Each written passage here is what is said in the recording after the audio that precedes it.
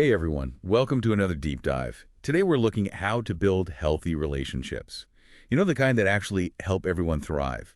And we're diving into some really awesome material called not enabling, but empowering. It tackles this tricky thing where we think we're being supportive, but we might actually be enabling some not so great behaviors. It's a common mistake. We've all been there. It really comes down to understanding the difference between support and enabling. Right, because you don't want to be that person holding someone back, even if it's totally unintentional. So before we go any further, can we define enabling and negative behaviors, in the context of relationships? Absolutely. Let's start with negative behaviors. These are actions or patterns that can hurt the person or damage the relationship itself. We're talking about things like dishonesty, manipulation, maybe, or even things like substance abuse when it's getting out of hand. Now, enabling comes in when we do things that unintentionally keep those behaviors going, even if we think we're being helpful. Oh, I see. So like if your partner is always late and you always cover for them, would that be enabling? It could be, yeah. Or let's say they're really bad with money and you're always bailing them out. It seems helpful on the surface, but you're actually preventing them from facing the consequences. So we're kind of shielding them from discomfort and accidentally reinforcing those negative patterns. Exactly. And that's where not enabling, but empowering gets super interesting. It brings in this theory called social learning theory, which says that we learn behaviors through observation and reinforcement. So when we enable those negative behaviors, we're basically sending the message that they're okay, even rewarding sometimes. So it's not just what we say, but what we do. Our actions really do speak louder. I can definitely see how this plays a huge role in building healthy relationships. It makes you think twice about those little things we do. For sure. And it's important to remember, this isn't about being unsupportive, not enabling, but empowering actually argues that true support is about empowering growth and positive change, while enabling just kind of keeps someone stuck. Makes total sense. But it sounds really hard. Like, where's the line? How do you support someone without accidentally enabling them? Well, the book actually offers some really concrete strategies. One of the biggest ones is setting clear boundaries. Okay, but boundaries can be tough, right? Especially in those close relationships where it's all about being there for each other. I hear you. It can feel a bit counterintuitive. But boundaries aren't about being controlling or shutting someone out. It's about defining what's acceptable in the relationship and communicating that clearly. So it's like creating a framework for healthy interaction. It protects everyone involved. Exactly. And it goes hand in hand with promoting accountability, which not enabling, but empowering highlights as another key element.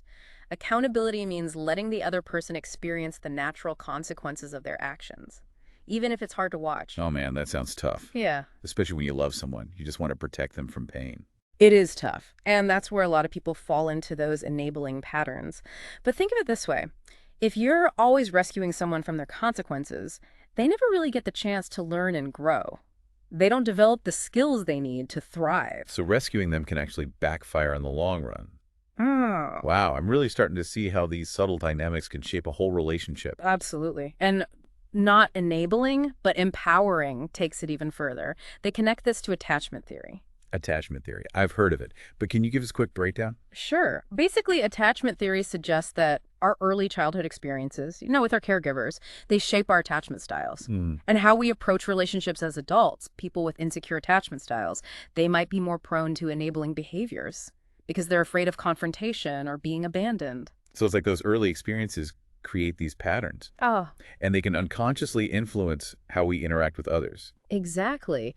The book points out that understanding our own attachment style and our partner's style can be super valuable for building healthier relationships. It helps us be more aware of our own triggers and patterns and communicate better. Wow, this goes so much deeper than just surface level advice. Sure. We're really peeling back the layers here. Right. And the best part is, not enabling, but empowering doesn't just stop at the theory. It gives some really practical guidance on how to put these concepts into practice. Okay, so let's get into that. I know our listener is eager to hear about these strategies. Well, one of the most powerful tools the book talks about is using I statements. These help you communicate your feelings and needs, but in a way that's less blamey and more focused on your own experience. Ooh, I like that. So instead of saying like, you're always late, Yeah. you'd say something like, I feel hurt and disrespected when you don't show up on time. Exactly. It shifts the focus from blaming to expressing your own emotions, which is less likely to make the other person defensive. That's so helpful. It seems like a small change, but it could make a huge difference. but I imagine it takes practice to reframe those old communication habits. Definitely. It takes effort and self-awareness, but not enabling, but empowering really emphasizes that clear communication is key.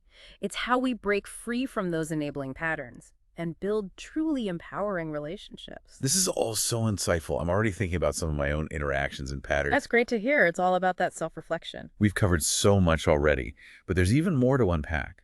We'll be back to dive even deeper into these strategies and explore some fascinating concepts like systems theory and codependency. Stay tuned. And you know what's really interesting? Not enabling, but empowering points out that this isn't just about romantic relationships. It applies to all sorts of Oh, relationships. totally. Like family, friends, even coworkers. Yeah, like that sibling who's always needing a little financial help. Yeah, actually.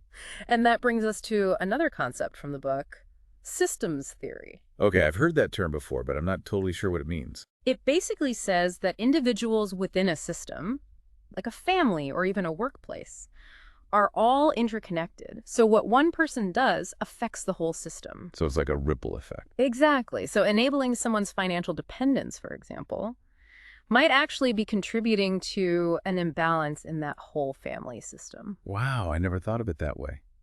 But that also sounds kind of overwhelming. Like, how do you even begin to address those dynamics, especially in a family system that's been operating a certain way for years? Well, the book suggests starting with ourselves, looking at our own roles and behaviors within the system. Are we unintentionally reinforcing those negative patterns? Are we communicating our needs and boundaries effectively? So it's about taking responsibility for our own part in the dynamic Hmm. before we try to change anyone else. Right. And then it's about having those open and honest conversations with the people involved, explaining why you're changing your approach, Hmm. and focusing on the positive impact it can have for everyone. So it's not about rescuing, but supporting growth and change for the whole system. Exactly. And it's not always easy, especially with those ingrained patterns and maybe some resistance. So, not enabling, but empowering suggests that sometimes professional support, like family therapy, can be really helpful. Makes sense. Sometimes you need that neutral third party to guide those conversations. Hmm. Okay, but let's shift gears a bit. We've talked a lot about what not to do, but what about the things we should do to empower someone in a healthy way? Absolutely. And one strategy that stood out to me in the book is the idea of asking empowering questions instead of just jumping in to solve the problem. I like that. So instead of offering solutions, you ask questions that help them explore their own options and come up with their own answers. Exactly. It helps them develop those problem-solving skills Yeah. and build confidence in their own abilities. It's like that saying, give a man a fish and you feed him for a day, teach a man to fish and you feed him for a lifetime.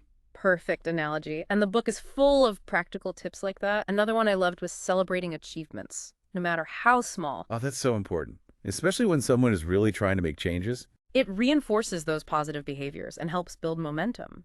And it's about creating a safe space for mistakes, too. Oh, for sure. We all mess up sometimes. Right. So instead of seeing setbacks as failures, we can reframe them as opportunities for learning and growth. And that applies not just to individuals, but to systems, too. Think about social programs, for instance. How does that concept play out on a societal level? Well, some programs might actually enable dependency instead of fostering self-sufficiency. The book advocates for programs that empower individuals through things like education, job training, and support systems that help them become self-reliant. So it's about creating a system that provides support without creating dependence. Exactly.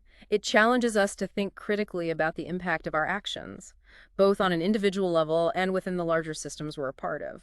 This is giving me so much to think about. It's a real shift in perspective, isn't it? And there's one more concept from the book I want to touch on, social scripts. Oh, yes. Those are fascinating. Can you remind us what those are and how they relate to enabling? Social scripts are those culturally defined patterns of behavior. We often follow them unconsciously. They're like the unwritten rules about how we're supposed to act in certain situations. And sometimes those social scripts can actually contribute to enabling. Okay, interesting. Can you give an example? Sure. Think about the social script around caregiving, especially for women. There's this expectation that women should be nurturing and self-sacrificing, always putting others' needs before their own. Oh, yeah, like that good wife or good mother stereotype. Exactly. And not enabling, but empowering points out that while those qualities can be positive, they can also lead to unhealthy patterns of enabling. especially when they come at the expense of our own well-being and boundaries. Wow, that's so true. I hadn't considered how those societal expectations can actually contribute to those dynamics. It's about becoming aware of those scripts and consciously choosing whether they're serving us. And I guess rewriting them if they're not. Exactly, empowering ourselves to make choices that are aligned with our own well-being, even if it means going against those ingrained social expectations. I love that. Okay, this has been so eye-opening. I'm already reevaluating some of my own behaviors and patterns. That's fantastic. And speaking of healthy relationships, in the final part of our deep dive, we're going to explore the concept of codependency, which can be a bit misunderstood. Stay with us. All right, so we've talked about what enabling is and how those social scripts can play a part. We even touched on systems theory. But before we wrap up this deep dive, let's talk about codependency. It's something I hear a lot about, but I'm not sure everyone fully gets it. Yeah, codependency can be a bit of a buzzword, but not enabling, but empowering does a great job of explaining it. It's essentially a relationship dynamic where one person's self-worth is tied to fixing or rescuing the other person. Oh, so it's like they need to be the caregiver. Right. They get a sense of purpose or value from taking care of their partner, even if it's hurting their own well-being. And that definitely connects to enabling. It's like they're so focused on helping, they don't realize they're enabling those negative behaviors. Exactly. And not enabling but empowering points out that codependent people might enable those patterns to feel in control or to avoid feeling worthless if they're not needed. So it's a tricky cycle to break. It can be. But the book stresses the importance of self-awareness. Recognizing those codependent tendencies is the first step. And setting those boundaries we talked about earlier. Absolutely. Boundaries are crucial. But codependent people often struggle with them because they're so used to putting others first. So it's about learning to prioritize their own needs and well-being. Right. And that's where therapy can be so helpful. It gives them a safe space to explore those patterns and develop healthier ways of relating to others. Makes sense. So not enabling, but empowering really encourages this holistic approach, looking at individual behaviors, relationship dynamics, and even getting professional help if needed. It's all about empowering ourselves and our loved ones to create healthier and more fulfilling relationships. This deep dive has been so insightful. I feel like I have a whole new understanding of enabling and empowering. Me too. The book is such a great resource for anyone wanting to build better relationships. Before we go, is there one key takeaway you want to leave our listeners with? I think it's this. True love and care means supporting someone's growth, even when it's hard. It's about believing in their potential to change and creating an environment where they can thrive. Beautifully said. And remember setting those boundaries, encouraging accountability, and communicating openly. Those are all acts of love. They show that you believe in someone's ability to grow and create a better life. This has been such a great conversation. Thank you so much for joining us on this deep dive into healthy relationships. It's a pleasure. And to our listeners, keep diving deep, keep questioning, and keep working towards those healthy and fulfilling connections in your own